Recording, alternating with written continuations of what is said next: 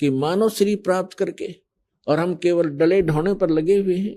संसारिक परंपराओं के लिए ही हम माया इकट्ठा करते हैं। एक तरफ से इकट्ठा किया, 2 नंबर का काम किया, रिश्वत लिया, चोरी की और फिर कोठी में लगा दिया या विवाह पर खर्च कर दिया और उन पापों से लद कर खुद चले गए। वो सारा कुछ यही रह गया। तो पुण्यात्माओं, सौभाग्य आपका, आपको ये सत्य वचन सुनने को प्राप्त हो रहे हैं। पूरा विश्व और असंख्य ब्रह्मांड में जितने भी प्राणी हैं, ये सभी कबीर परमात्मा के बच्चे हैं।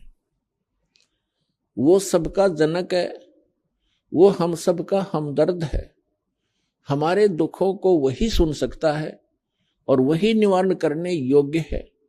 अन्य कोई सक्षम भी नहीं है। हम चाहे किसी के सामने अपनी एप्लीकेशन, अपनी अरदास लगाए बैठे रहें, जो काम मुख्यमंत्री स्तर का हो और हम अरदास लगाते हैं पटवारी के सामने, तो हमारे जैसा मूर्ख नहीं, तो सारी उम्र लगाए बैठे रहे वहां दरखास्त, वो कुछ नहीं कर पाएगा।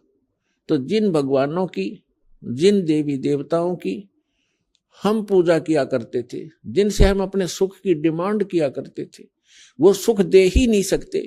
ये तो कबीर परमेश्वर जो सर्वशक्तिमान है, सर्वसक्षम है, जो हमारे मस्तिष्क के अंकों को भी बदल देता है, केवल उसी परमात्मा के सतर का काम था।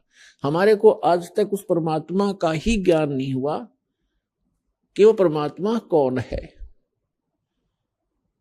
आत्मा जिस दिन से भगवान से बिछड़ी थी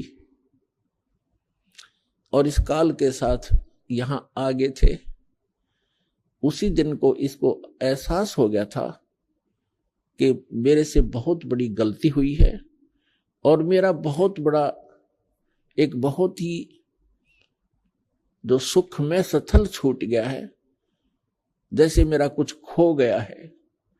इसने हमारे को इस त्रिगुण माया के द्वारा सबको मदहोश कर दिया। सबसे पहले इस काल ने 3 पुत्र उत्पन्न किए दुर्गा के संयोग से। दुर्गा इस काल भगवान की पत्नी है, हम जिसके लोक में रह रहे हैं।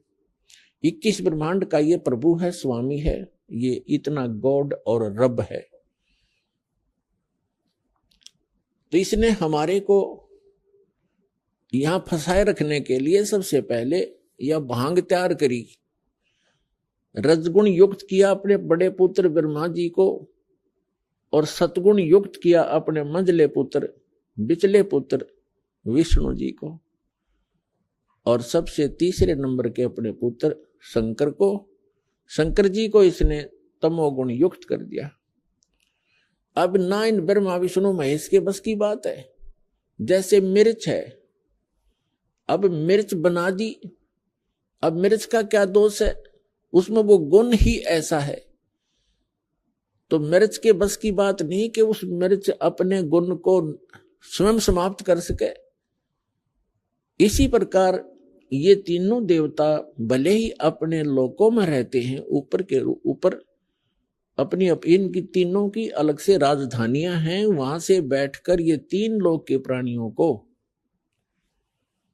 पृथ्वी लोक, ऊपर स्वर्ग लोक और नीचे पाताल लोक के, इन तीनों लोकों के प्राणियों को ये प्रभावित कर रहे हैं।